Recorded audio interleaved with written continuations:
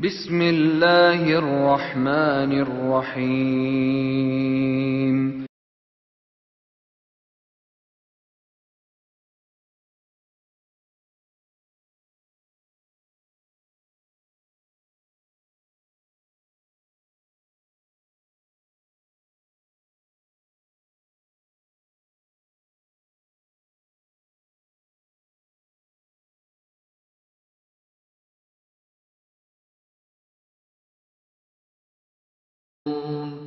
السلام عليكم ورحمة الله وبركاته.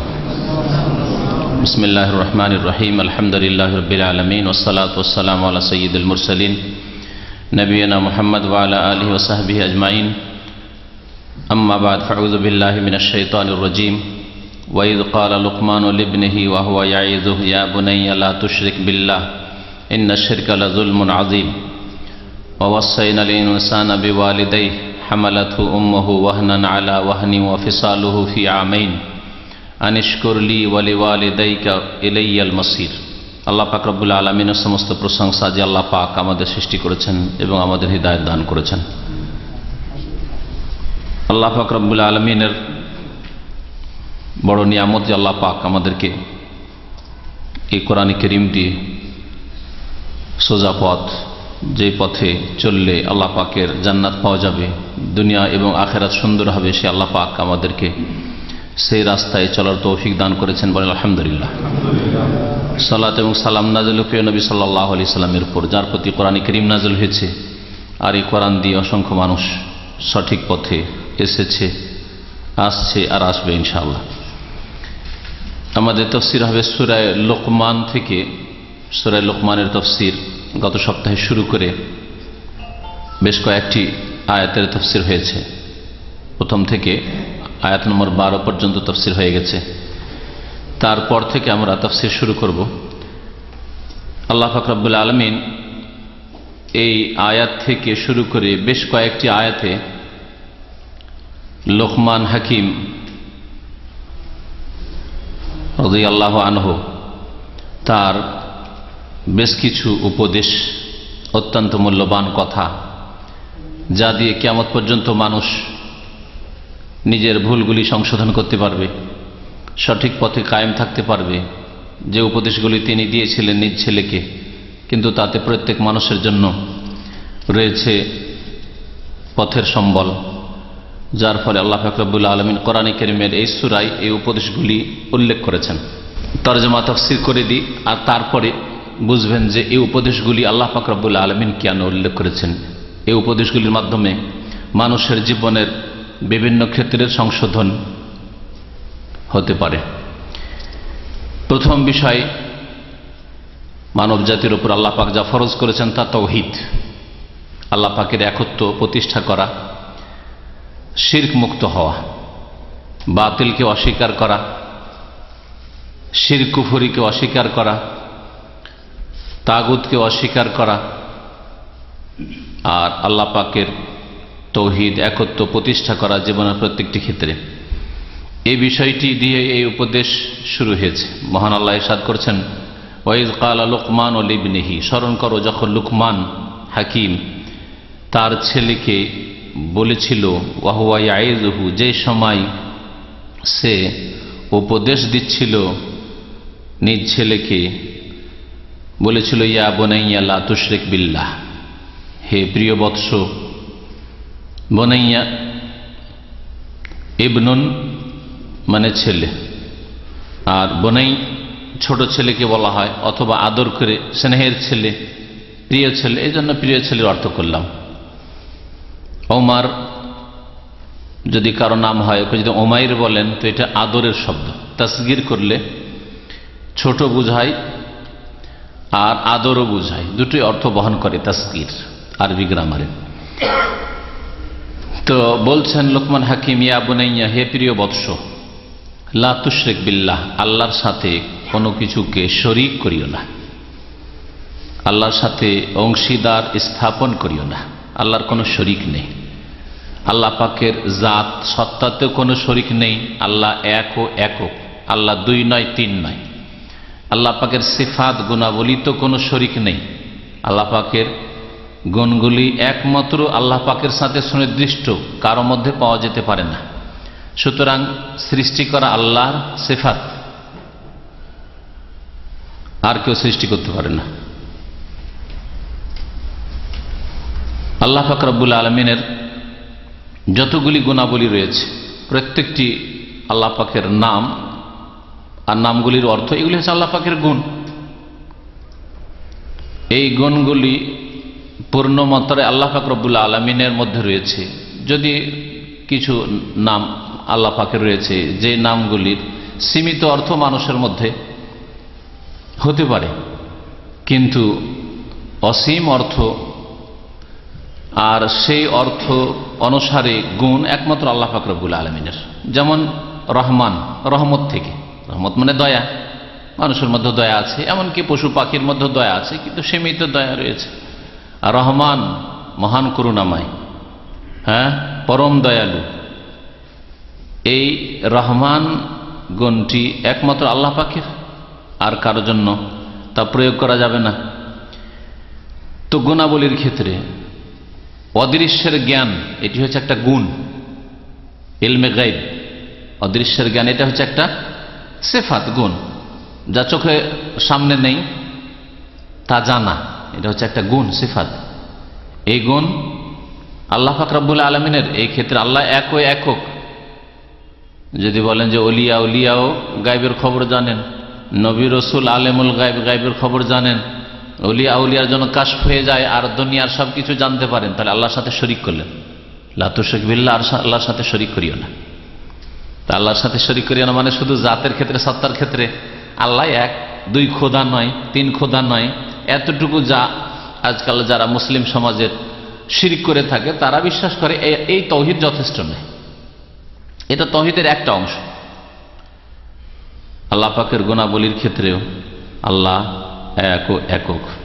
হায়াত মত দান করা, এটা আল্লাহ পাকের গুণ। বা আল্লাহ পাকের কাজ বলতে পারেন রুবুবিয়াতের ক্ষেত্রে। এগুলিতে আল্লাহ পাকের কেউ শরীক নেই। যদি আপনি মনে করেন যে আপনার রোগ কেউ ভালো করতে পারে, আপনার কেউ ছেলে মেয়ে দিতে পারে, হ্যাঁ, গায়বী শক্তি এমন আছে আল্লাহ ছাড়া, তাহলে এগুলি আল্লাহর সাথে শিরক হলো। এইরকমই মানুষের কাজে কর্মে, ইবাদত বন্দেগীতে আল্লাহ পাকের কোনো শরীক নেই। আল্লাহকে এক বললেন, হ্যাঁ, আল্লাহর কাজ তৌহিদ রুবুবিয়্যাত বিশ্বাস করেন। আর মুশরিকরা বিশ্বাস করতো যে সৃষ্টিকর্তা আল্লাহ, হ্যাঁ, রিজিক দাতা আল্লাহ, কিন্তু ইবাদত বন্দেগীতে, সিজদাতে, হ্যাঁ, উপাসনায় আল্লাহর সাথে শিরক করত। এক কথায় আবার বলি, আল্লাহর জাতে, সত্তায়, আল্লাহর সিফাতে, গুণাবলীতে, আল্লাহর কাজে, আল্লাহ পাকের ইবাদত বন্দেগীতে কোন ক্ষেত্রেই লা তুশরিক বিল্লাহ, আল্লাহর সাথে শরীক করবে না। কারণ ইন্না শিরকা লা যুলমুন আযীম, শিরক হচ্ছে নিঃসন্দেহে, লা অবশ্যই, এক তো ইন্না মানে নিশ্চয়, আল্লাহ তো নিশ্চয়, শিরক হচ্ছে নিঃসন্দেহে, লামের তরজমা করলাম, যুলমুন আযীম, নিঃসন্দেহে বড় জুলম। কোনো সন্দেহ নেই যে শিরক হচ্ছে সবচেয়ে বড় জুলম। একজন লোক যদি খুনও করে, জেনাও করে, এগুলি বড় জুলম। হ্যাঁ, মাতা পিতার অবাধ্য হয়, বড় জুলম। যে কোনো পাপ ধরে নেন, সমাজ বিরোধী পাপগুলিকে আজকাল মানুষ বড় নজরে দেখে, তাই না? যেগুলো সমাজ বিরোধী পাপ সেগুলিকে বড় নজরে সমাজের লোকেরা দেখে, দেখো বড় অপরাধী। যেগুলি রাষ্ট্রবিরোধী পাপ, অপরাধ, সেগুলিকে রাষ্ট্রীয় ক্ষমতায় যারা আছে সেগুলিকে বড় পাপ মনে করে, এ সন্ত্রাসী, হচ্ছে দেশদ্রোহী। এই সমস্ত পাপের চাইতে বড় পাপ হচ্ছে শিরক। যে ব্যক্তি আল্লাহ ছাড়নাকে সিজদা করলো, আল্লাহ ছাড়নার কাছে ছেলে মেয়ে চাইতে গেল, রোগের আরোগ্য চাইতে গেল, মনে করে ওলিয়া উলিয়া দিতে পারে, কবর মাজারে যারা আছে তারা দিতে পারে, এই ব্যক্তি সবচেয়ে বড় মুজরিম, অপরাধী, যাকে আমাদের সমাজের অধিকাংশ মানুষ অপরাধী মনে করে না। আর এই অপরাধকে অপরাধী মনে করে না, যার ফলে মুশরিক যদি ভালো পয়সা ইনকাম করে বা সরকারি চাকরি থাকে, মুশরিককে মেয়ে পেশ করে দিচ্ছে, বোন পেশ করে দিচ্ছে। বেনামাজিকে মেয়ে দিয়ে দিচ্ছে উঠিয়ে, অথচ একজন চরিত্রহীনকে কখনো হয়তো মেয়ে দিত না, বোন দিত না, হ্যাঁ, একজন খুনিকে দিত না। বড় অপরাধ আজকাল মুসলিম সমাজের লোকেরা অধিকাংশই বুঝে না। ইন্না শিরকা লাযুলমুন আযীম আল্লাহ পাক ঘোষণা করেছেন। কারণ যেই ব্যক্তি অন্য জুলুম করলো, মানুষের হক নষ্ট করলো, অথবা আল্লাহর হক নষ্ট করলেও, আল্লাহর হক হচ্ছে তাওহীদ, একমাত্র আল্লাহ পাকের ইবাদত বন্দেগী করা, আল্লাহর কাছে চাওয়া, আল্লাহর কাছে আশা রাখা। আর আল্লাহ পাকের হক হচ্ছে নামাজ পড়া আল্লাহর জন্য, রোজা রাখা আল্লাহর জন্য, হজ করা আল্লাহর জন্য, এগুলি আল্লাহ পাকের হক। সবচেয়ে বড় হক হচ্ছে আল্লাহকে এক মনে করা, এক জানা, এক মানা, তার একত্ব প্রতিষ্ঠা করা। আল্লাহর হক নিয়ে আল্লাহর দাস, আল্লাহর গোলাম, অসহায়কে দিয়ে দিল। এই জন্য সবচেয়ে বড় জুলম হচ্ছে শিরক। মানুষের হক, একজনের জমি আর একজন বেঈমানি করলো, জুলুম করলো, নিঃসন্দেহে বড় জুলম। কিন্তু এর চাইতে বড় জুলম হচ্ছে যে আল্লাহর হক নিয়ে জিলানিকে চিশতিকে দিয়ে দিল, দরগাকে দুর্গাকে দিয়ে দিল। তাহলে এই ব্যক্তি বেশি অপরাধী, আল্লাহর হক হরণ করল। তারপরে আল্লাহ পাক রব্বুল আলামিন মাতা পিতার সাথে সদ্ব্যবহারের কথা এখানে উল্লেখ করেছেন। এই বিষয়টি যে আয়াতটি আসছে, ওয়াসাইনাল ইনসানা বিওয়ালিদাইহি, এই আয়াতটি আল্লাহ পাক রব্বুল আলামিনের বাণী।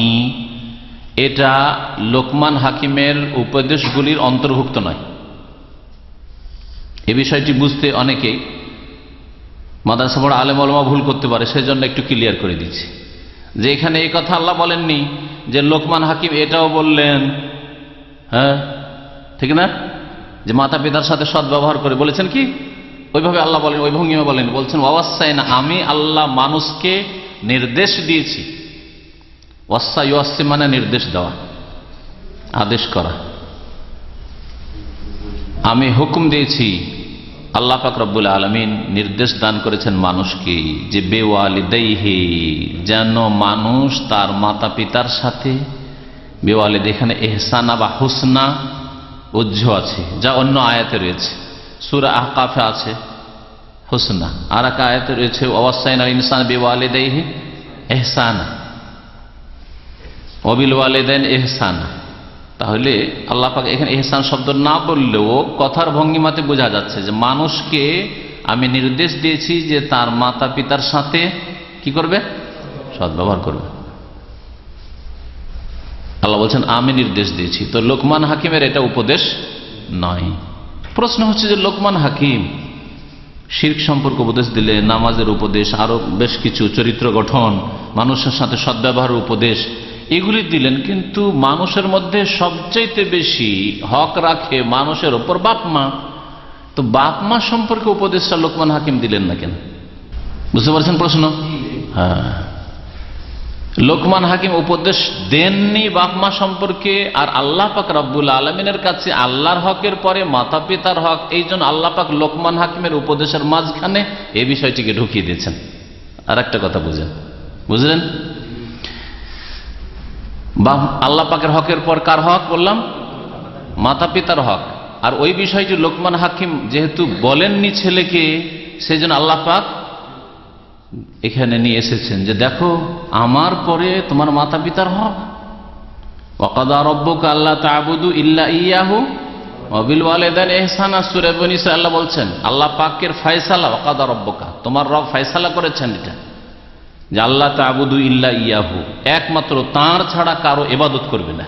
ওয়া বিল ওয়ালিদাইনি ইহসানা, মাতা পিতার সাথে সদ্ব্যবহার করবে। আল্লাহ পাক রব্বুল আলামিন আর এক আয়াতে সূরা নিসা বলছেন ওয়াবুদুল্লাহ ওয়া লা তুশরিকু বিহি শাইআ ওয়া বিল ওয়ালিদাইনি ইহসানা, তোমরা আল্লাহ পাকের ইবাদত করো, ওয়া লা তুশরিকু বিহি শাইআ, তার সাথে কোনো কিছুকে শরীক করিও না, ওয়া বিল ওয়ালিদাইনি ইহসানা, আর মাতা পিতার সাথে সদ্ব্যবহার করবে। দেখেন আল্লাহ পাকের পরে কার হক? মাতা পিতার হক। আল্লাহ পাকের পরে ছেলে মেয়ের হক নাই। যাদের ছেলে মেয়ে হচ্ছে অনেকে ভাবে ছেলে মেয়ের হক তো বেশি, আগে ছেলে মেয়েকে খাওয়াইতে হবে না, ছেলে মেয়ে নিয়ে চিন্তা করতে হবে। ছেলে মেয়ের লেখাপড়া নিয়ে চিন্তা করে সেজন্য বাপ মাকে খরচ দেয়। কোনটা আগে? বাপ মায়ের হক আগে। স্ত্রী, এটা আমার ফরজে আইন, বাপ মার জন্য আমার আরো ভাইয়েরা আছে, সুতরাং বাপ মাকে একটু দিয়ে বাস। যদি আপনার অন্য ভাইরা না দেয় তাই বলে আপনি বলবেন যে না আমরা যেহেতু 3 ভাই আছি তো 3 ভাগের 1 ভাগ আমার দেওয়া ফরজ, এটা বলবেন? পুরোটাই ফরজ। সে যদি শেয়ার করে আপনার ভাইয়ের তো আলহামদুলিল্লাহ, আর যদি শেয়ার না করে না দেয় তো আপনার ফরজে আইন।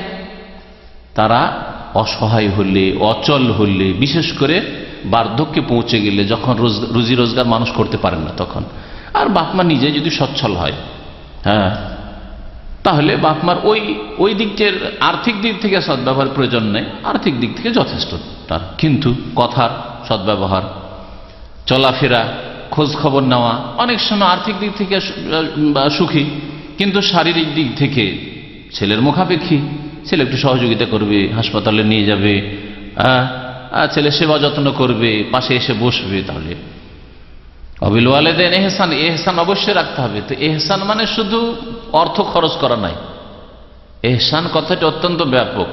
আপনার আব্বার সাথে ইহসান, সদ্ব্যবহার, যেসব কাজ কথা দ্বারা হইতে পারে সবগুলি তার মধ্যে শামিল। হয়তো আপনার ক্ষেত্রে যে বিষয়গুলি প্রযোজ্য আমার ক্ষেত্রে নাও হইতে পারে, বুঝতে পারছেন না? একজন লোক দেশে আছে, অভাবী ছেলে, আর বাপ মায়ের দেখাশোনা করছে, তার ক্ষেত্রে তার সাধ্যে আছে, সে শারীরিকভাবে খেদমত করতে পারে, আর্থিক দিক থেকে পারছে না আপনার ভাই। আর আপনি বিদেশে আছেন, শারীরিক দিক থেকে আপনি খেদমত বা সদ্ব্যবহার করার মতো আপনার তৌফিক নেই দূরে থাকায়, কিন্তু আপনি আর্থিক দিক থেকে যথেষ্ট করতে পারবেন, তাহলে ইহসানের ধরনটা ভিন্ন হয়ে গেল, ঠিক না? লোকমান হাকিম, একটা প্রশ্ন শুধু বাকি থেকে যায় যে বাপ মায়ের হকের বিষয়টি অত্যন্ত গুরুত্বপূর্ণ দিন ইসলামে। লোকমান হাকিম ছেলেকে এই উপদেশটা দিলেন না কেন? আর দিলেন না বলে আল্লাহ পাক এখানে উল্লেখ করেছেন, তাই না? কেন দিলেন না বলতে পারেন? চিন্তা করেন তো একটু, দেখি একটু ভালো করে গভীরভাবে চিন্তা করলে বুঝতে পারবেন। হ্যাঁ, না ওইটা না, অত দূর চিন্তা করবেন না, না ওইটা না। বাপ মায়ের, বাপ ছেলেকে উপদেশ দিচ্ছে, ঠিক না?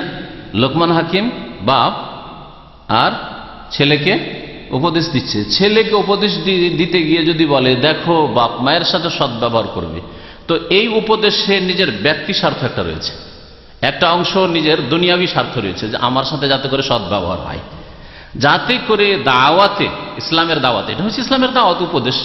ইসলামের দাওয়াত দিতে গিয়ে, মানুষের ইসলাহ করতে গিয়ে, মানুষকে উপদেশ দিতে গিয়ে লিল্লাহিয়াত থাকে, খলুসিয়াত থাকে, ব্যক্তি সামান্য স্বার্থ না চলে আসে। এই জন্য বাপ মা সম্পর্কে তিনি নীরব থেকেছেন, বলেননি। আল্লাহ পাক যখন দেখলেন যে লোকমান হাকিম তুমি দেখছো আমার ইখলাসে খানিকটা চলে আসবে ত্রুটি, হয়তো আমার স্বার্থ চলে আসতে পারে, যে আমি যেহেতু বাপ আর আমার প্রয়োজন হতে পারে খেদমতের ভাগ, অবশ্যই সদ্ব্যবহার অবশ্যই সবাই কামনা করে, সেই জন্য তুমি দিলে না তোমার ছেলেকে উপদেশ, কিন্তু আমি আল্লাহ দিচ্ছি মানুষকে উপদেশ যে বাপ মায়ের সাথে সদ্ব্যবহার করবে। বুঝতে পারলেন? এতে থেকে যেটা শিক্ষণীয় বিষয় প্রত্যেক মুসলিমের জন্য সাধারণভাবে, আর বিশেষ করে যারা দাওয়াতের কাজ করছেন, যাতে করে আপনার দাওয়াতে ইখলাস থাকে, আপনার ইসলামের কথা মানুষকে বলবেন, দিনের কথা, কোরআন হাদিসের কথা বলবে, তাতে লিল্লাহিয়াত থাকে, আল্লাহর সন্তুষ্টি উদ্দেশ্য থাকে, ব্যক্তি সামান্য স্বার্থ যেন না থাকে। এই লোকটার সাথে বেশি কথাবার্তা বলে যদি হেদায়েত করতে পারি, তা আমার একটা দুনিয়াবী স্বার্থ আছে, এই লোকটা আমার সাপোর্ট হবে, দুনিয়াবী গরজ নয়, এটা আমার গ্রামের, এটা আমার এলাকার, এটা আমার অঞ্চলের, সুতরাং এই লোকটি যদি দিনের দিকে চলে আসে তো আমার একটা সাপোর্ট মিলবে, সহযোগিতা হবে। এই লোকটা মাশাআল্লাহ বিত্তবান, পয়সাওয়ালা মানুষ দামামের মধ্যে, সুতরাং এই লোকটাকে যদি সহি আকীদা নিয়ে চলে আসতে পারি তাহলে আমাদের একটু লাভ হবে। বিশেষ করে যদি নিজের ব্যক্তিগত স্বার্থ থাকে যে এই লোকটা আমার দলে চলে আসলে সুখে দুঃখে সাথ দেবে, আর্থিক সহযোগিতা পাওয়া যাবে এই লোকটা দিয়ে, শুধু দাওয়াতের ক্ষেত্রে নয়, বরং অনেকের দুনিয়াবী স্বার্থ আছে যে এই লোকটার সাথে খাতিরটা জমাতে পারলে দিনী আকীদার ভিত্তিতে যখন খাতিরটা জমবে তখন বড় মজবুত খাতির হবে, তখন এর কাছে প্রয়োজনে 10-20 হাজার রিয়াল পাওয়া যাবে। দেখলেন, ইখলাস গেল আপনার, ইসলামের দাওয়াত দেওয়ার নেকি সব গেল, আপনার কিছুই পাবেন না আপনি। ইখলাস, যে কোনো আমল কবুল হওয়ার জন্য, তার আল্লাহর কাছে নেকি ফল পাওয়ার জন্য শর্ত হচ্ছে ইখলাস। ইখলাস মানে শুধু তৌহিদ নয়, আল্লাহ পাকের জন্য সেটা হইতে হবে, এটাও তৌহিদ। জি, একমাত্র আল্লাহ সন্তুষ্টির জন্য আপনি কাজ, ইন্নামা নুতঈমুকুম লিওয়াজহিল্লাহ, আল্লাহ সন্তুষ্টির জন্য আমি খাওয়াচ্ছি, আল্লাহ সন্তুষ্টির জন্য আমি দাওয়াত দিচ্ছি, দুনিয়ার কোনো স্বার্থ গরজ না থাকে, বিভিন্ন জায়গায় বিভিন্ন গরজ থাকতে পারে, এই লোকটাকে দাওয়াত দিয়ে যদি নিজের দলে টেনে নিতে পারি তাহলে বড় লাভ আছে। দুনিয়ার গরজ যাতে না থাকে, বরং একজন মানুষ যদি পানিতে ডুবে অথবা আগুনে ফেসে যায় তো তাকে উদ্ধার করা যেমন ইখলাস থাকে, এই লোকটাকে উদ্ধার করছি, সেই খুলুসিয়ার জন্য আপনার থাকে যে যারা শিরকে রয়েছে, বিদাতে রয়েছে, বেদিন হয়ে রয়েছে, বেনামাজি রয়েছে, এদেরকে গুমরাহি থেকে উদ্ধার করছে। এটা হচ্ছে আমার আল্লাহর কাছে এই নিয়ত, আর এই নিয়তের উপর আপনি ফল পাবেন। আর যত আল্লাহর জন্য খুলুসিয়াত থাকবে তত বেশি তাতে ফল পাবেন, আর যত খুলুসিয়াত কমবে তত বেশি আপনার কাজের বরকত চলে যাবে। আর দুনিয়ার গরজ করেছেন, হয়তো দুনিয়াও হাসিল হবে না আর আখিরাত তো হাসিল হবেই না। ইন্নামাল আমালু বিন্নিয়াত ওয়া ওয়াসাইনাল ইনসান, আল্লাহ পাক বলছেন আমি মানুষকে অর্থাৎ মানব জাতিকে, আল ইনসান সমস্ত মানুষকে, আল ইনসান যেমন আলহামদু সমস্ত প্রশংসা বলছেন, এখানেও আল ইনসান মানে সমস্ত মানুষকে। ইস্তিগরাকের অর্থ নিতে পারেন, যেটাকে আলিফ লাম ইস্তিগরাকি বলা, অথবা জিন্স মানে মানব জাতিকে, হ্যাঁ আলিফ লাম জিন্সের জন্য হয়, মানে যে কোনো মানুষকে। আমি মানুষকে উপদেশ দিয়েছি বা নির্দেশ দিয়েছি যে বেওয়ালিদাইহি, তার মাতা পিতা, ওয়ালিদাইনে ছিল তাসনিয়া দ্বিবচন, মাতা পিতার সাথে সদ্ব্যবহার করবে। কেন সদ্ব্যবহার করবে? কিছু কারণ আল্লাহ পাক উল্লেখ করেছেন। হামালাথু উম্মুহু ওয়াহনান আলা ওয়াহন, বিশেষ করে মায়ের কথা আল্লাহ পাক এখানে উল্লেখ করেছেন। বাপ বাইরে থেকে মেহনত করে ছেলে মেয়ে লালন পালনের ব্যবস্থা করে, আর মা ঘরে থেকে কষ্ট করে। মায়ের কষ্টটা বাপের তুলনায় বেশি, আল্লাহ পাক মায়ের কথা বিশেষ করে উল্লেখ করেছেন। তারপরে বাপ অনেক সময় স্বাবলম্বী, অর্থ আছে, শরীরে ক্ষমতাও আছে, বিদ্যা বুদ্ধিও আছে, বাইরে রুজি রোজগার করতে পারবে, চলে যাবে, এগুলো দিক আছে। তারপর বাপকে ছেলে বেশি ভয় করে, মাকে ভয় করে না। 10-12 বছরের ছেলে মাকে ভয় করে না, 18-20 বছরের তো ভয় করবেই না, কিন্তু বাপকে ছেলেরা ভয় করে, ঠিক না? তো অনেক সময় ভয়ে হয়তো ভালো ব্যবহার করছেন আপনি বাপের সাথে, কিন্তু মায়ের সাথে না। মায়ের সাথে যদি আল্লাহর ভয় থাকে তাহলে ভালো ব্যবহার হইতে পারে। এই জন্য বিশেষ করে মায়ের কথা আল্লাহ পাক উল্লেখ করেছে, হামালাথু উম্মুহু ওয়াহনান, মানুষকে তার মা বহন করেছে, গর্ভে ধারণ করেছে। ওয়াহনান আলা ওয়াহানিন, কষ্টের উপর কষ্ট বরদাস্ত করে। এ একটি কষ্ট না, নানা প্রকারের কষ্ট বরদাস্ত করেছে। পেটে যখনই গর্ভধারণ করেছে তখন বিভিন্ন রকমের কষ্ট শুরু হয়েছে, তাই না? বিভিন্ন রকমের অসুবিধা, বমি করা, খেতে পারে না, কিছু খেয়ে পেটে কিছু রাখতেই পারে না। আর এই যে 9 মাস 10 মাস ধরে বহন করান যে কষ্টগুলি আছে, সেটা বাস্তবে কোনো পুরুষ মানুষ বলতে পারবে না যে কি কষ্ট হয়, না পারবে?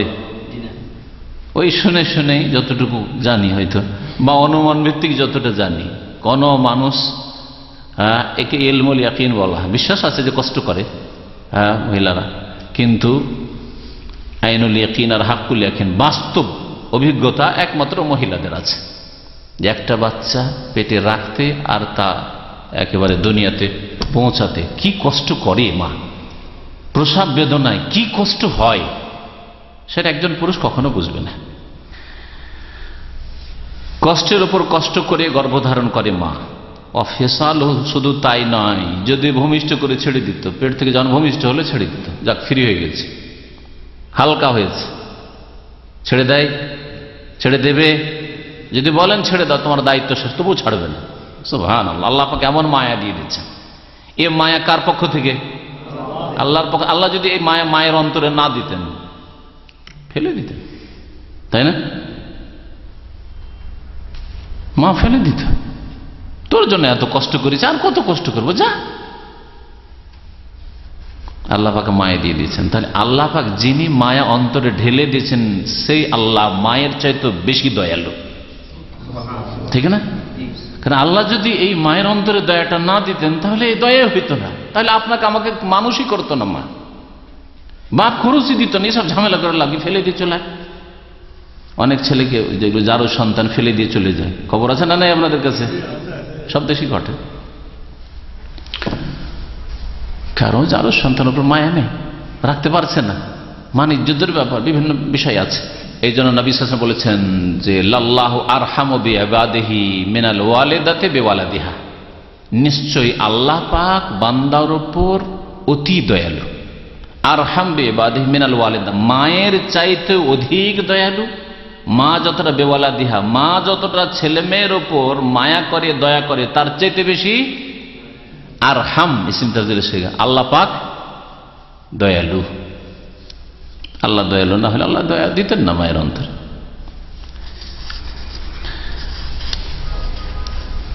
এই জন্য শিশু ভূমিষ্ঠ হওয়ার পরে ওয়াফিসালু ফি আমাইন, আল্লাহ পাক বলছেন যে তার দুধ ছাড়ানো হয় 2 বছরে।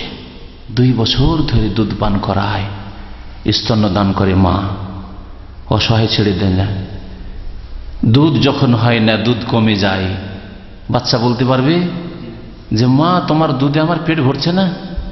সুবহানাল্লাহ, মা অনুমান করছে যে আমার এই ছেলের 4 মাস 5 মাস বয়সে যতটা দুধের প্রয়োজন, এই দুধ যথেষ্ট হচ্ছে না। তখন গরিব হইলে কত কি যে খাওয়িয়ে ওই বাচ্চাকে বাঁচাবার চেষ্টা করি। আর একটু পয়সাওয়ালা হলে আজকাল বেবি ফুড আছে, বিভিন্ন ফুড আছে, সেগুলির ব্যবস্থা করে। কত যে খরচ করে মানুষ, কত যে কষ্ট করে। গরিব কোনে এক মহিলার কথা বলছি, বাচ্চার জন্য যথেষ্ট দুধ হয় না, তখন ওই মুড়ি ভাজা, মুড়ি ভেজে সেটাকে মুখে চিবিয়ে, এবং কারণ বাচ্চা খেতে মুখে চিবিয়ে ওই বাচ্চার মুখে দিত। ছোটকালে দেখেছি, চিন্তা করতে পেরেছেন? আর সেই মা, ছেলে মেয়ে বড় হলে সেই মাকে ভুলে যায়, বাপের ইহসানকে ভুলে যায়। এই যে বিদেশে কষ্ট করছেন আপনারা, এখন বুঝতে পারবেন, ছেলে মেয়ে বাড়িতে রেখে এসছেন না, এখন বুঝতে পারবেন যে আপনার বাপ মায়ের কতটা কদর আপনার অন্তরে হওয়া উচিত। যদি বুঝার অন্তর থাকে তাহলে আপনার ছেলে মেয়েদের জন্য আপনি যেমন কষ্ট করেছেন, বিদেশে পড়ে আছেন, আপনার ভোগ বিলাস আরাম আল্লাহ পাক হালাল করেছেন আপনার বিবি। আরে আমি আমার পেটের কথা চিন্তা করবো, আমি ছেলে মেয়ের ভবিষ্যতে এত চিন্তা করে কেন কষ্ট করব? 2 বছর ধরে আমি স্ত্রী ছেড়ে বিদেশে পড়ে থাকবো, কেন ছেড়ে পড়ে থাকবো? ওই ছেলে মেয়েগুলোর জন্য পড়ে আছেন যে একটু ভালো সুখী হবে, এরা ভালো একটু জীবনযাপন করে ভালো শিক্ষা দীক্ষা লাভ করবে। এই যে আপনি ছেলে মেয়েদের কথা চিন্তা করছেন, আপনি শুধু চিন্তা করছেন, আপনার বাপ মা আপনার কথা চিন্তা করেনি? তাহলে এটা বুঝার চেষ্টা করবেন যে আপনার বাপ মা, আপনি যেমন চিন্তা করেছেন আপনার ছেলে মেয়েদের কথা, তেমনি তার চাইতে বেশি চিন্তা করেছে। কষ্টের যুগ, অভাবের যুগে, তখন আরো বেশি অভাবের যুগ ছিল। এখন তো আল্লাহ সচ্ছলতা দিয়েছেন মানুষকে। আল্লাহ পাক তারপরে বলছেন আনিশকুর লি ওয়ালি ওয়ালিদাইক, অত্যন্ত গুরুত্বপূর্ণ এই কথাটি। আল্লাহ পাকের সব কথাই গুরুত্বপূর্ণ। আনিশকুর লি, বিশেষ করে মনে রাখবেন, আল্লাহ বলছেন দেখো মানুষ আমার শুকরিয়া আদায় করবে, ওয়ালি ওয়ালিদাইক, আর তোমার মাতা পিতার শুকরিয়া আদায় করবে। আল্লাহর শুকরিয়ার সাথে আল্লাহ মা বাবার শুকরিয়াকে একসাথে মিলিয়ে বর্ণনা করেছেন। কত বাপ মায়ের হক চিন্তা করেছেন। আল্লাহ শুধু কথা বলেন যে আমার শুকরিয়া আদায় করবে, আমার শুকরিয়া যেমন আদায় করবে তোমার বাপ মায়েরও শুকরিয়া আদায় করবে। আর বাপ মায়ের শুকরিয়া মানে কি? শুধু মৌখিক শুকরিয়া? আল্লাহর শুকরিয়া মানে যেমন মৌখিক শুকরিয়া নয় যে খেয়ে দিয়ে আলহামদুলিল্লাহ, ওই রকমই বাপ মায়ের শুকরিয়া মানে এই না যে মাঝে মাঝে বন্ধু মহলে খুব আয়েশ আরামে খাচ্ছেন আর মাঝে মাঝে বললেন আমার বাপ মা অনেক কষ্টও করেছে, বাপ মা আমাদেরকে কষ্ট করে মানুষ করেছে, এই 2-4টি বাক্য বললেন আর বাপ মায়ের খোঁজ খবর নেন না, বাপ মাকে সন্তুষ্ট করার চিন্তাও করেন না, বাপ মায়ের কি প্রয়োজন তা কখনো জিজ্ঞাসা করেন না। এটাই কি শুকরিয়া? অন্তর থেকে বাপ মায়ের শ্রদ্ধা, বাপ মায়ের শ্রদ্ধা আল্লাহ পাকের পরে মানুষের মধ্যে সবচেয়ে বেশি হইতে হবে।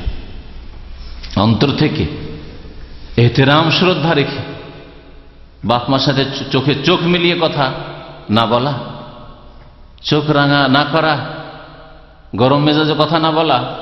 বুড়ো বাপ যদি একটা কথা 2 বার বলছেন 3 বার বলছেন বুঝতে না পারে, আর কিছু শোনো না, তুমি বুঝো না কিছু, চুপ থাকো। অধিকাংশ মানুষ এরকম করে থাকে। তুমি কি বুঝবে? আরে তুমি কি বুঝবে মানে তুমি বেশি বুঝনে বলা হয়ে গেছে না। এই ধরনের বেয়াদবি অনেকে করে থাকে। হয়তো খাওয়াচ্ছেন, ভালো পয়সা আছে খাওয়াচ্ছেন, কিন্তু কথাবার্তার দিক থেকে আপনি সদ্ব্যবহার করেন না বাপ মায়ের সাথে।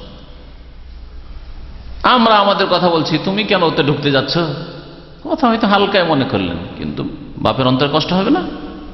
ছেলে কার সাথে কি গল্প করছে, কি রে বাবা, কি রে বাবা, কি তোমরা কথা বলছো? আরে ছাড়ো তুমি, বাদ দাও। হ্যাঁ, ছাড়ো তুমি, বাদ দাও মানে বেয়াদবি না? সুবহানাল্লাহ। ছোট ছেলে এই বিষয়গুলি যত আলোচনা করবেন, সুবহানাল্লাহ, মানুষের হেদায়েতের দিক আছে। এই জন্য যে আপনি যখন ছোট ছিলেন, আমি যখন ছোট ছিলাম, ছোট বাচ্চা এই একটা জিনিস সম্পর্কে 50 বারো জিজ্ঞাসা করে, আব্বু এটা কি, আব্বু এটা কি? বিরক্ত হয় না বাপ মা? বিরক্ত হয়? কখনো বাপ মা আপনি আপনার 1 বছর 2 বছরের ছেলে যদি বারবার জিজ্ঞাসা করে, আব্বু এটা কি পাখি, কি পাখি, 50 বারো জিজ্ঞাসা করে, তো বলবেন একটা দিব চড়? বলবেন ধরবে আদব? বলবেন? আপনার কারো মজা লাগছে, মানে ওর কথাগুলো শুনতেই মজা লাগছে, বুঝতে পারছেন বিষয়গুলি। আর বাপ যদি জিজ্ঞেস করে, এরকম একটা ঘটনা আছে, একটা বাপ এরকম ভান করে জিজ্ঞাসা করেছে, একটা পাখি দেখছে বুড়ো হওয়ার পরে, আর ছেলেকে জিজ্ঞেস করেছে যে আব্বু এটা কি বলো তো বাবু? আচ্ছা, অমুক পাখি, এটা টিয়া পাখি বা কোনো পাখি হবে পাখি। আবার 1 মিনিট হয়েছে, 2 মিনিট হয়েছে, বাবার এটা কি রে বসে আছে বলতো? 2 বার বলেছে। 3 বার যখন জিজ্ঞাসা করছে, তার তুমি কিছু বুঝো না, বারবার জিজ্ঞাসা করে একটা কথা। হ্যাঁ, তখন ওই আব্বা বলছে যে বাবা রে, তোকে পরীক্ষা করছিলাম, তোকে পরীক্ষা করছিলাম। ছোটকালের একটা কথা মনে আছে, তুই আমাকে 50 বার জিজ্ঞেস করেছে, আব্বু এটা কোন পাখি, আব্বু এটা কোন পাখি, আব্বু এটা কি? তুই 50 বার জিজ্ঞেস করেছিস, আর 50 বার আমি জবাব দিয়েছি। তোকে শুধু 3 বার পরীক্ষা করলাম। সুবহানাল্লাহ।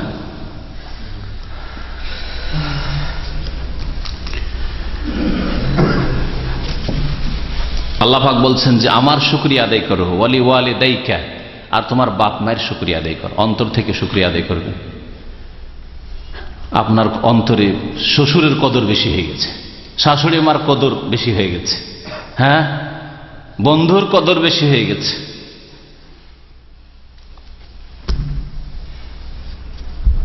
আর তার সাথে সাথে মুখে, কাজে, কাজে কর্মে শুকরিয়া আদায় করতে হবে। শুধু মৌখিক কথা নয়, বরং আমলের নাম হচ্ছে শুকরিয়া আদায় করা।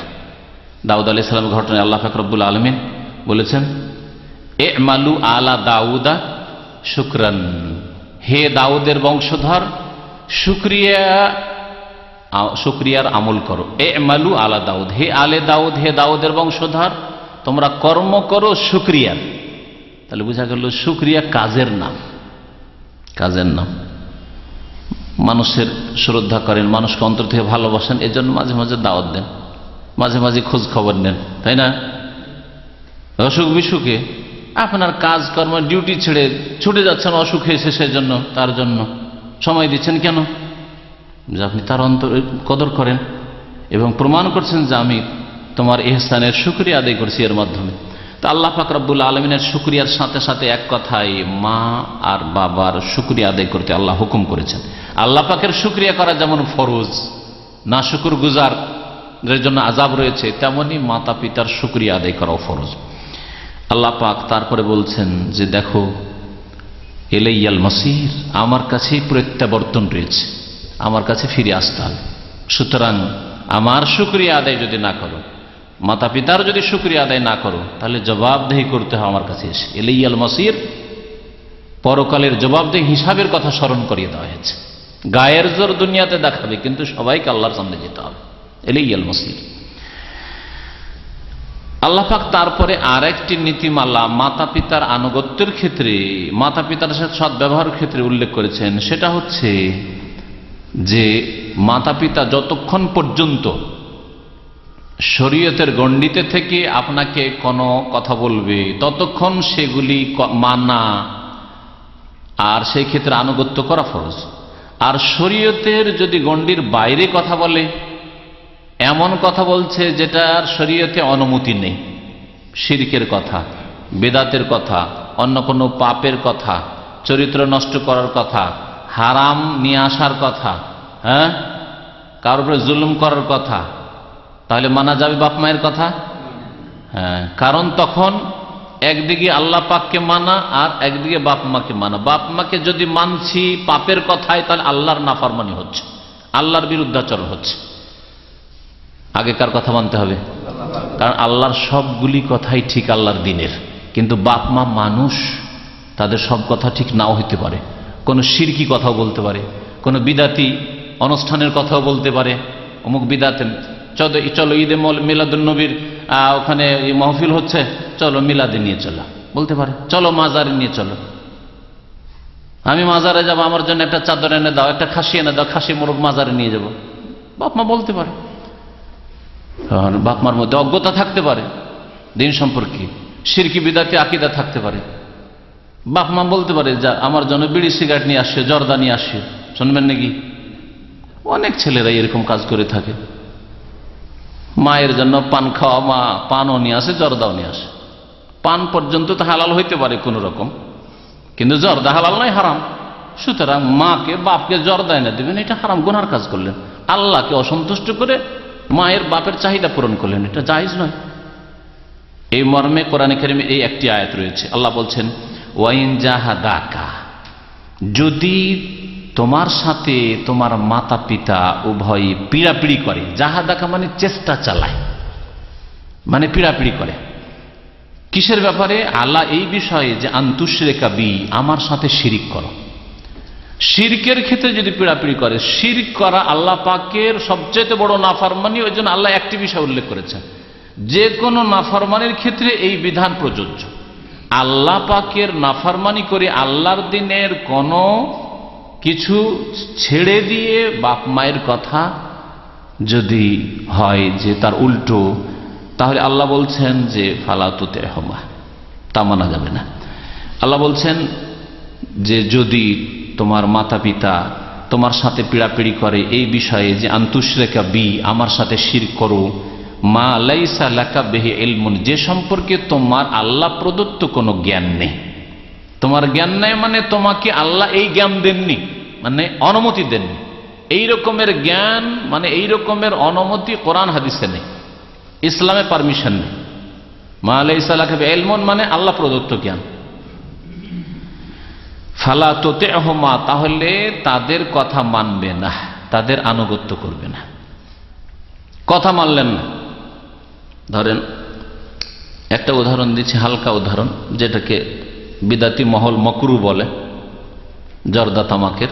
আর একটা হচ্ছে বড় পাপ, বড় পাপ শিরকের কথা। হ্যাঁ, আর মাঝামাঝি বহু পাপ আছে।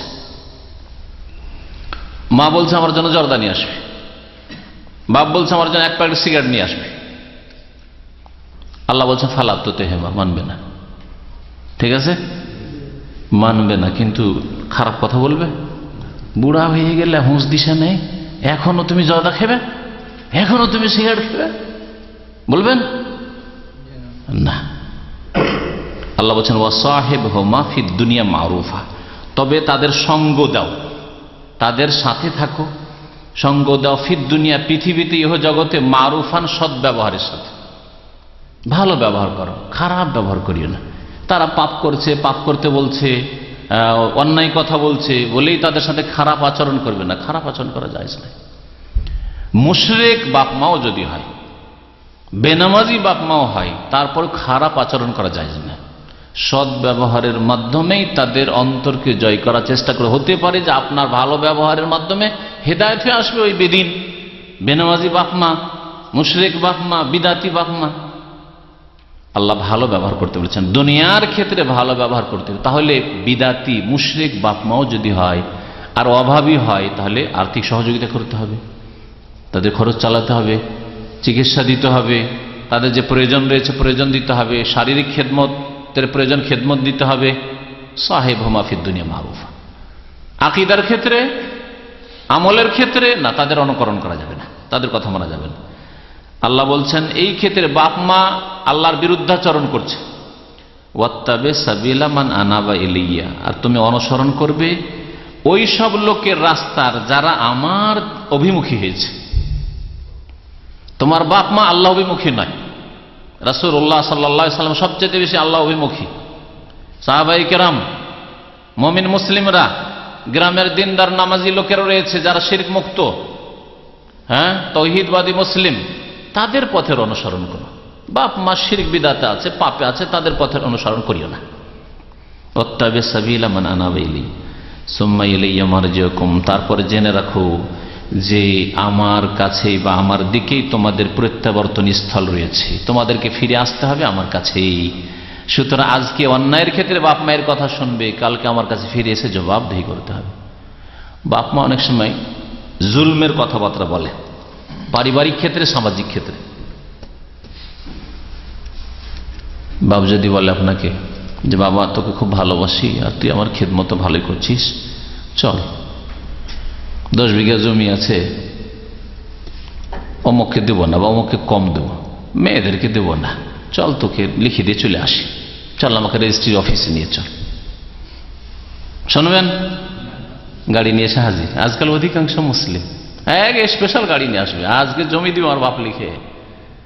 হ্যাঁ, বনগুলি সবগুলি আপনি পাবেন, ছাড়বেন? আল্লাহ ফালা তোতে হবা, কখনো শুনবে না। ভালো ব্যবহার কর, আর ভালো ব্যবহার একটা দিক হচ্ছে উপদেশ দাও যে আল্লাহকে ভয় করেন, আব্বা মা আল্লাহকে ভয় করেন, বনগুলিকে বঞ্চিত করবেন। যেমন আপনার সন্তান আমি, আপনার মেয়েরাও সন্তান, কিয়ামতের দিনে জাহান্নামে যেতে হবে আপনাকে যদি এই অবস্থায় চলে যান, তো খবরদার এরকম কাজ করবেন না। ভালো উপদেশ দেন। আল্লাহ বলছেন আমার কাছে যখন ফিরে আসবে ফাউনাব্বিউকুম বিমা কুনতুম তা'মালুন, তোমরা যা কিছু করতে সে সম্পর্কে তোমাদেরকে আমি জানিয়ে দেব। দ্বিতীয় উপদেশ লোকমান হাকিমের, সেটা ছিল পরকাল সম্পর্কে চিন্তাশীল হওয়া। পরকাল সম্পর্কে চিন্তাশীল, জবাব দিতে হবে পরকালে। দুনিয়ায় যা কিছু করবেন এমনিতেই চলে যাচ্ছে এমন নয়, প্রত্যেকটি কথা কাজ রেকর্ড হচ্ছে আল্লাহ পাকের পক্ষ থেকে। আর এই সবগুলি আল্লাহর সামনে আপনাকে সহ পেশ করা হবে। আল্লাহর সামনে আপনার আমলও পেশ হবে আর আপনাকে পেশ করা হবে। আপনার সামনে সে আমলগুলো ওয়াজাদু মা আমিলু হাদিরা। আল্লাহ একটি আয়াতে বলেছেন কিয়ামতের দিনে সেদিন যা কিছু কর্ম করেছিল পৃথিবীতে উপস্থিত পাবে, সামনে হাজির, সব হাজির হয়ে যাবে। এই সম্পর্কে চিন্তাশীল হওয়া, এর মাধ্যমে মানুষের সংশোধন হতে পারে। শিরক মুক্ত হলে মানুষের সংশোধন হয়, কারণ যে তাওহীদ প্রতিষ্ঠাকারী হবে সত্যিকার অর্থে, সেই ব্যক্তি কখনো পাপিষ্ট হতে পারে না। আল্লাহর তাওহীদের অন্তর্ভুক্ত হচ্ছে আল্লাহ পাকের গুণাবলী বিশ্বাস করা, তার মধ্যে আল্লাহ পাকের ক্ষমতা, আল্লাহ পাকের জ্ঞান, কুদরত। সুতরাং আল্লাহর ক্ষমতার বাইরে যেতে পারবো না, আল্লাহর জ্ঞানের বাইরে যেতে পারবো, আল্লাহ সবকিছু জানছেন এসব বিষয়গুলি। তার সাথে সে পরকাল সম্পর্কে চিন্তাশীল হওয়া, যে যা কিছু আমরা করছি সেগুলি আল্লাহর উপর গোপন থাকে না, বরং আল্লাহ সবকিছু দেখছেন, সবকিছু জানছেন। এই একটি বিষয় ছিল যার মাধ্যমে মানুষের সংশোধন হয়। আসলে ইয়া বুনাইয়া, হে প্রিয় সন্তান, ইন্নাহা ইনতাকু মিসকাল হাব্বা। ইন্নাহা, কেউ কেউ বলেছে এই হা জামিরটা হচ্ছে জামিরের শান। এগুলি গ্রামার যারা বুঝে তারা বুঝবে। জামিরের শান মানে ওর কোনো মার্জা নেই, মানে হা কোনো কিছুর দিকে ইঙ্গিত করা হয়েছে এমন নয়। ইন্নাহা মানে কথা হচ্ছে, যেমন আমরা বলেছি কথা হচ্ছে এই সৌন্দর্যের জন্য, মাশাআল্লাহ সৌন্দর্যের জন্য। আর কেউ কেউ বলছেন না, সৌন্দর্যের জন্য না, হা জামির আর এ জামির শান না, জামিরের মার্জা আছে। তাহলে ইন্নাহা আগে কি আলোচনা হয়েছে? আলোচনা হয়নি, যেটা মানুষের স্মৃতিতে আছে সেটা ইন্নাহা মানে যে কোনো পাপ, ইন্নাল খাতিয়া ভুল। হ্যাঁ, ইন্নাহা ইনতাকু মিসকাল হাব্বা, নিশ্চয় যদি গুনাহ কি হয়, ইনতাকু মিসকাল হাব্বা মিন খারদাল, সরিষার দানা পরিমাণও হয়, সরিষার দানা পরিমাণও হয়। কেউ কেউ বলেছে যে না, যে কোনো কাজ, তাহলে শুধু গুনাহতে সীমিত থাকলো, নেকির ক্ষেত্রে হইতে পারে। আল্লাহ পাক যেমন গুনাহকে হাজির করবেন তেমন নেকিকেও হাজির করবেন। কারণ অনেক সময় নেকি সম্পর্কে মানুষ দুনিয়ার দিকে নজর দেয়, আল্লাহ যে রেকর্ড করছেন, আল্লাহ পাকের পক্ষ থেকে সবকিছু রেকর্ড হচ্ছে, আল্লাহ জানছেন, এটা ভুলে যায়। যার ফলে মানুষ দেখলে ভালো কাজ করে আর খুশি হয়, আর মানুষ না দেখলে ভালো কাজ করতে অত উৎসাহিত হয় না। এখানেও তাওহীদে দুর্বলতা। যদি আপনার ঈমান ইয়াকিন মজবুত থাকে, আমি আল্লাহর সন্তুষ্টির জন্য করছি, আল্লাহর কাছে পাবো বলে করছি, তো মানুষের দেখার আবার কি আছে? আমি মানুষ থাকলেও আমি ভালো কথা বলবো, ভালো কাজ করবো, আর মানুষ না থাকলেও, কেউ না জানলেও ভালো কাজ করবো, ভালো কথা বলবো, ঠিক না? তাহলে আপনার আমলের কর্মের ক্যাটাগরি আর কোয়ালিটি সুন্দর হবে, আলাদা হবে, সবসময় আপনার ভালো হবে। কারণ আপনি জানছেন যার কাছে আমি পাবো তিনি তো জানছেন, দেখছেন, মানুষের দেখার আর জানার কি আছে? ইন্নাহা অর্থাৎ নিশ্চয়ই যে কোনো আমল, যে কোনো কর্ম, ইনতাকু মিসকাল হাব্বাতি মিন খারদাল, সেটা যদি সরিষার দানা পরিমাণও হয়, ফাতাকুন ফি সাখরা, আর সেটা যদি পাথরের ভিতরেও হয়। সরিষার দানা এমনিতে দেখা যায় না, এগুলিতে পড়ে থাকলে, খোলা জায়গায় পড়ে থাকলেও দেখা যায় না। আর সেটা যদি পাথরের ভিতরে হয়, আউফিস সামাওয়াত, অথবা আকাশের কোনো জায়গায় পড়ে আছে, আউফিল আরজ, অথবা পৃথিবীর কোনো জায়গায় পড়ে আছে। আপনার একটা ক্ষুদ্র আমল দুনিয়ার কোন জায়গায় আছে, কোনো মানুষ জানতে পারেনি, কোনো সাক্ষী নেই, ভালো আমল অথবা খারাপ আমল, পাপ অথবা নেকি, ইয়াতি বিহাল্লাহ, আল্লাহ পাক তা নিয়ে আসবেন, হাজির করবেন, কিয়ামতের দিনে উপস্থিত হবে, কোনো কিছু লুকিয়ে রাখতে পারবেন না। একদিন শুধু 1-2 মিনিট আপনি অবৈধ কথা বলেছেন, প্রেম আলাপ করেছেন, সাবধান, লুকিয়ে করেছিলেন, কেউ শুনতে পায়নি, ইয়াতি বিহাল্লাহ, আল্লাহ পাক হাজির করবে। যে কোনো অন্যায়ের ক্ষেত্রে, অন্যায় কথা হোক অথবা কাজ হোক, মাত্র 1টা রিয়াল, ভাবলেন যে নাস্তা করব নিজের পয়সা দিয়ে, কফিলের পয়সা দিয়ে নাস্তা করছি, 1টা রিয়াল দিয়ে, ইয়াতি বিহাল্লাহ। একটা জিনিস দেখে কোম্পানির খুব ভালো লাগলো, চিন্তা করলেন কেউ তো দেখে না, নিয়ে নি, আর আজকাল সস্তাতে তো কার্গো আছে, নিয়ে পাঠিয়ে দিই দেশে। আজকে এই শ্রেণীর লোকেরাই বেশি কার্গো করছে শুনছি। যতগুলি কার্গো অফিস আজকাল চলছে সৌদি আরবে, অধিকাংশ যারা নিজের হালাল পয়সা দিয়ে কিনছে, এদের সংখ্যা তুলনামূলক কম, কারণ পয়সা দিয়ে কিনবো আর তারপরে আবার পাঠাবো চার্জ দিয়ে, তাই না, খরচ ডবল হচ্ছে।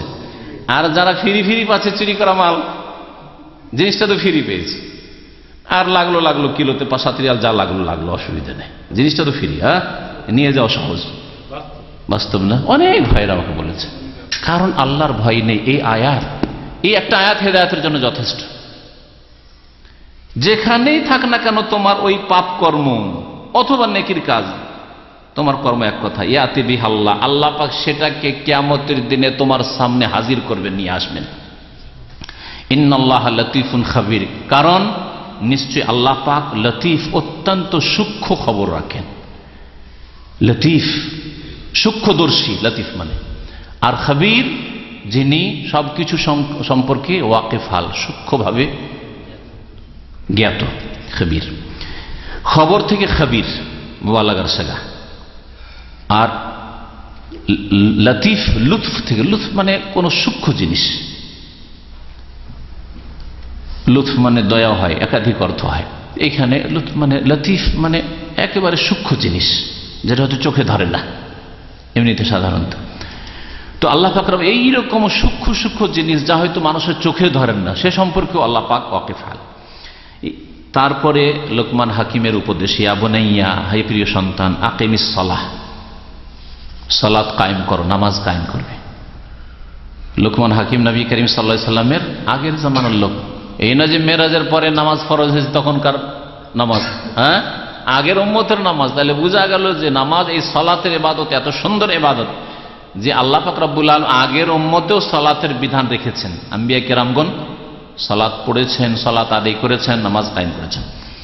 আকিমিস সালাহ, নামাজ কায়েম করবি, কারণ সালাতের মাধ্যমে আল্লাহ পাকের সাথে সম্পর্ক মজবুত থাকে। যার সালাত নেই, আল্লাহ যেভাবে বলেছেন সেইভাবে তার আল্লাহর সাথে সম্পর্ক ছিন্ন।